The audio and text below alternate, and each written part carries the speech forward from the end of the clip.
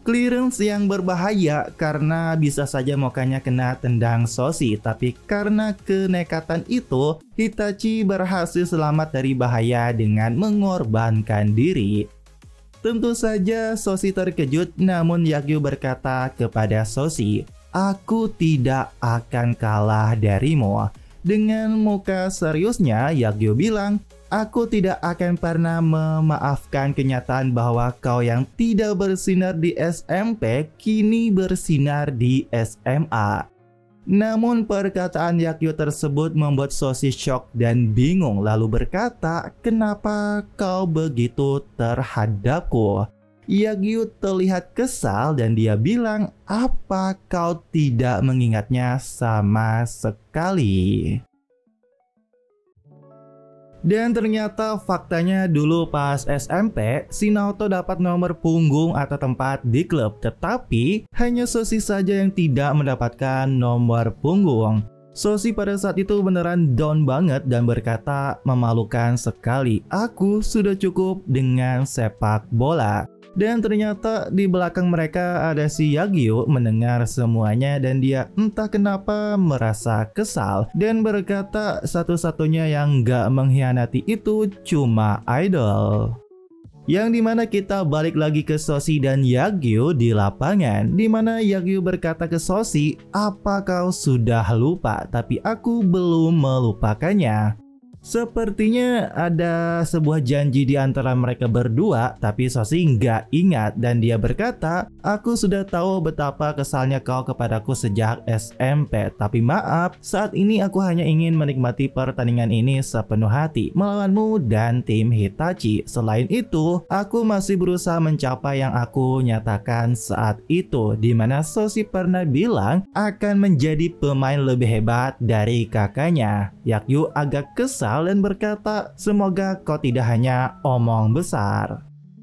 Nah, tiba-tiba Sasori menghampiri Soshi dan bertanya soal Yakyu yang selalu memprovokasinya. "Apa kau baik-baik saja?" karena terus berhadapan dengan Yakyu. Namun yang membuat Sasori terkejut itu adalah tendangan Soshi yang gak jadi tadi. Biasanya seseorang gak bisa langsung menyesuaikan gerakan secepat itu dan Soshi mulai mendapatkan ritmenya kembali. Bahkan di tribun Sanada pun tertawa senang gitu melihat Soshi.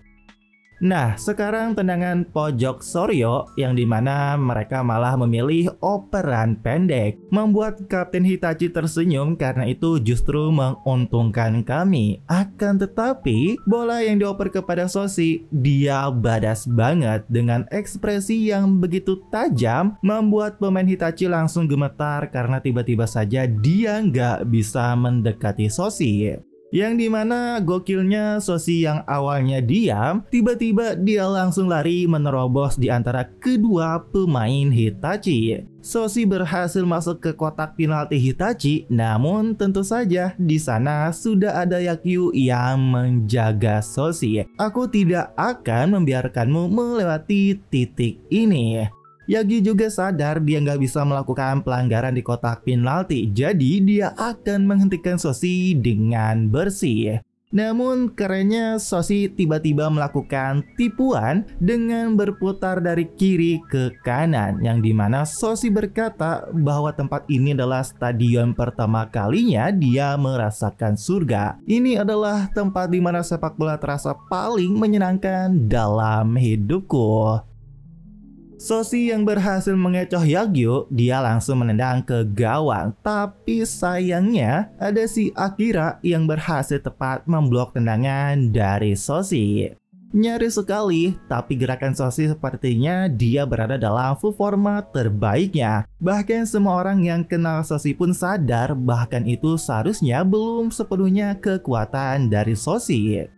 Soshi sendiri berkata rasanya luar biasa, seluruh tubuhku merinding karena perasaan ini. Aku bisa mencapai langit itu, dimana mungkin seperti Soshi yang ngelawan Sanada. Bahkan Sanada juga bilang saat melawan Soryo di stadion ini, aku menyadarinya tempat ini bola lebih mudah masuk di sini. Dan dalam kondisi seperti ini, entah mengapa bola selalu mengarah ke pemain seperti Soshi, yang di dimana second ball tiba-tiba tepat didapatkan Sosi di depan gawang, seolah-olah dewa sepak bola sedang menyambut ke pihaknya. Sosi pun tanpa berpikir lama langsung menendang flashing ke arah pojok atas gawang, tapi sayang banget tendangannya malah membentur Mistar dan keluar. Dan ya lucunya, Sanada juga berkata bahwa di sini juga bola sering ditolak oleh Mistar gawang. Nah, di Spanyol, orang yang bersama Koya bilang Sosi menaikkan permainan dan gak ada yang bisa mengikutinya. Tapi Koya tertawa, jika tidak ada yang bisa mengikutinya maka dia jauh dari seorang es. Namun setelah pertandingan lanjut, terlihat Kurokawa berhasil melakukan intercept dan dia langsung berpikir buat mengoper ke Togami buat serangan balik. Akan tetapi, dia terkejut melihat Sosi yang bersinar di sayap dan Sosi teriak, "Oper kepadaku." Meski Kurokawa terkejut, dia langsung mengirimkan terobosan apik kepada Sosi. Tapi sayangnya, umpan terobosan keren itu ternyata terjebak offside. Dan sayang banget karena peluang emas Soryo lagi-lagi gagal. Koya bilang lagi bahwa Sosi sekarang mulai masuk ke performa terbaiknya. Karena itu juga rekan setimnya di Soryo tidak bisa mengimbangi kecepatan yang dia minta. Karena lari dari Sosi tadi itu sebenarnya sempurna banget. Bahkan Kurokawa sepertinya menyadari, jadi terlihat dia nggak protes ke Sosi meski terlihat dia kesal. Nah, di pinggir lapangan Pak Yoshida berkata ke pelatih Miko, "Saat ini momentum sepenuhnya ada di pihak kita. Mari kita menekan mereka sekaligus dan membalikan keadaan." Dan karena itu, pelatih Miko langsung memanggil Daisuke kelas 3 untuk masuk bermain. Kocaknya Daisuke malah jadi gugup, bahkan dia lupa pelindung kakinya ada di loker. Dan untungnya ada Akimizu yang berniat untuk mengambilkannya. Akimizu yang ke locker room, dia berpikir Soryo bisa membalikan keadaan karena sedang dalam momentum. Sosi juga sudah kuduga dia memang luar biasa. Dan tiba-tiba saja sorakan gemuruh terdengar oleh Akimizu. Dia pikir sesuatu yang bagus terjadi dan di tribun Sanada tiba-tiba bangun dan berkata, "Pertandingan ini hasil akhirnya sudah ditentukan."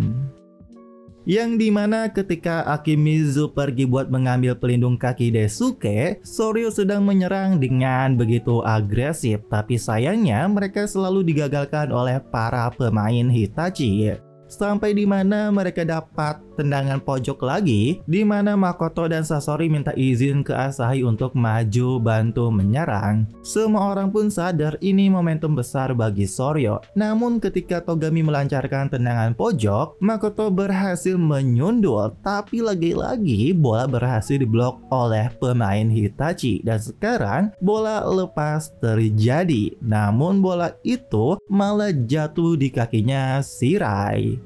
Yang dimana Amano ada di sana juga untuk berusaha merebut bola kembali dan dia berkata, "Serangan kami belum berakhir." Yang dimana kerennya Amano berhasil menendang bola dan dia berpikir dengan ini serangan kami masih berlanjut. Akan tetapi naasnya bola liar itu diambil oleh si Yagyu dan terjadilah serangan balik dari Hitachi. Seketika serangan Soryo berbalik jadi serangan Hitachi, di mana Sasori yang berlari menghadang Yagyu. Namun sayangnya Yagyu dengan cepat memberikan terobosan kepada Kapten Hitachi yang benar-benar lolos sendirian dikejar oleh Asahi. Situasinya beneran cuma Asahi doang dan dia itu tertinggal di belakang dan menjadi bahaya banget. Namun di sini kita flashback dulu sebelum pertandingan final, di mana Asahi berkata mulai merasakan waktu kita di klub sepak bola ini semakin sedikit. Saat masih tahun pertama rasanya waktu itu akan berlangsung selamanya. Dan lucunya ternyata dulu Asahi rambutnya itu emo, membuat Asahi malu mengingatnya. Dan ia banyak sekali kenangan di tempat ini, entah kenapa rasanya agak sedih. Namun Izumi berkata ini belum berakhir. Kita kuat, besok adalah final prefektur, lalu kita akan bertarung di tingkat nasional. Jika kita terus menang, hari-hari ini akan terus berlanjut. Kenangan tak terlupakan ini akan terus bertambah. Pergi ke tingkat nasional dan bermain sepak bola lebih lama bersama semua orang, Asahi bilang kita pasti bisa. Tetapi mimpi buruk terjadi, di mana Asahi yang mengejar Kapten Hitachi di belakang. Dia mencoba merebut bola, tapi kakinya mengenai kaki Kapten Hitachi, membuat terjatuh dan semua orang shock, terkejut, dan terdiam. Oro bilang seperti biasa itu bukanlah sesuatu yang mudah seperti kata-kata. Perasaan yang dipertaruhkan pada turnamen terakhir, semakin besar perasaan itu semakin menjadi tekanan. Bahkan keputusan pemain yang hebat pun bisa salah. Karena apa yang dilakukan Asahi tadi adalah pelanggaran. Dia langsung syok dengan muka menyesalnya karena bahkan Asahi dijatuhi hukuman kartu merah langsung oleh wasit. Kartu merah yang didapat wakil Kapten Soryo membuat mereka kehilangan pilar pertahanan di saat seperti ini. Yazawa pun berkata nomor 3 itu benar-benar melakukan kesalahan. Dalam situasi itu tentu saja langsung dapat kartu merah jika sliding dari belakang. Aku pikir kelas 3 itu bisa menangani situasi seperti ini dengan lebih tenang. Oro juga punya kesan bahwa Asahi adalah pemain yang cerdas, tapi saat menonton pertandingan profesional, tidakkah kau pernah berpikir seperti ini? Mengapa seseorang justru melakukan kesalahan fatal dalam momen-momen penting? Dalam pertandingan seperti Piala Dunia, final liga, atau perebutan zona degradasi, semakin besar taruhannya semakin banyak pemain kehilangan ketenangan dan membuat keputusan yang tidak masuk akal. Akibatnya, kesalahan fatal sering terjadi. Tapi, apakah pemain yang melakukan kesalahan itu tidak memiliki kemampuan? Itu tidak benar. Mereka adalah pemain dengan level tertinggi di dunia, namun seberapa hebat pun seseorang superstar, dia tetap hanya seorang manusia. Sulit untuk sepenuhnya mengatasi tekanan di saat itu. Mungkin bermain seperti biasa hanyalah sebuah ilusi belaka. Ya, satu hal yang bisa dikatakan adalah itu berarti bagi Asahi, pertandingan ini adalah sesuatu yang sangat berarti baginya, lebih dari sekedar pertandingan biasa. Dan tiba-tiba si Sanada bangun lalu berkata hasil pertandingan ini sudah dipastikan Soryo akan kalah. Sungguh disayangkan buat Soshi jika situasinya sudah seperti ini, tidak ada lagi kesempatan untuk naik ke atas. Aku ingin bertarung bersamamu di tingkat nasional. Semua pemain Soryo tentu terkejut dan Asahi meminta maaf ke semuanya. Dan ketika melewati Izumi, dia berkata sambil memegang erat Izumi, "Aku mengandalkanmu." Izumi pun menjawab, "Ya, serahkan padaku." Asahi pun keluar dibantu pelatih Miko yang bilang, "Tidak apa-apa, kita tidak akan membiarkan 3 tahun usahamu berakhir di sini." Dan ya tentu saja Asahi benar-benar begitu menyesal. Entah kenapa seperti di Interhike, Soryo itu selalu mengalami kesialan di pertandingan yang penting. Izumi pun lalu teriak, "Pertandingan ini belum selesai. Pertama, kita harus menghentikan tendangan bebas ini. Fokuslah kembali." Namun di sisi lain, ternyata pelatih Hitachi pas istirahat babak pertama itu dia bilang Soryo pasti mengubah strateginya dan menyerang habis-habisan. Dalam situasi seperti itu, kita harus bermain lebih defensif dan bertahan dengan baik. Rencana kita di babak kedua adalah serangan balik dan itu beneran kejadian. Semua pemain Hitachi pun menatap ke arah pelatihnya dan jika kita melewatkan kesempatan ini, di akhir nanti bisa jadi sesuatu yang sangat mengerikan. Nah, Makoto dan yang lainnya jadi pagar sekuat tenaga untuk menghentikan. Asahi-san telah melindungi gawang selama ini, kali ini kami yang akan menjaganya. Akan tetapi semuanya kaget karena Hitachi memilih mengoper ke si Yagyu. Tentu semua pemain Shoryo nggak siap, tapi ada satu pemain yaitu Izumi yang sudah maju dan membentangkan kakinya buat ngeblok. Dimana dia juga sambil mengingat pertama kalinya ngajak Asahi buat gabung ke Shoryo. Jika bersamamu aku yakin kita bisa menjuarai nasional. Lalu Izumi teriak tidak akan membiarkan mereka menang. Nah, Izumi yang bereaksi cepat maju untuk memblok tendangan Yagyu, tapi gokilnya si Yagyu tersenyum karena ternyata dia memilih mengoper ke tengah, yang dimana ada si Rai bebas tanpa penjagaan. Semua pemain Shoryo terkecoh dan si Rai dengan badas menendang rendah dengan kencang berhasil membobol gawang dari Soki. Dan pelatih Hitachi langsung berkata sempurna 100 poin. Tengilnya terlihat si Rai selebrasi ala Tijani Renders, di mana tendangan bebas yang dieksekusi dengan sempurna dalam momen penting Rai berhasil menuntaskan semuanya. Inokari dan Tokora pun berkata, siapa sangka Hitachi menyembunyikan strategi seperti itu. Tidak ada seorang pun termasuk para pemain yang bisa membacanya. Izumi memang bisa membaca langkah pertama, tapi Hitachi berhasil melangkah lebih jauh di atas itu. Mereka kehilangan pilar pertahanan Asahi lalu langsung kebobolan. Ini lebih dari sekedar situasi genting. Shoryo sudah hampir mati. Dan sekarang skor 2-1 untuk keunggulan Hitachi.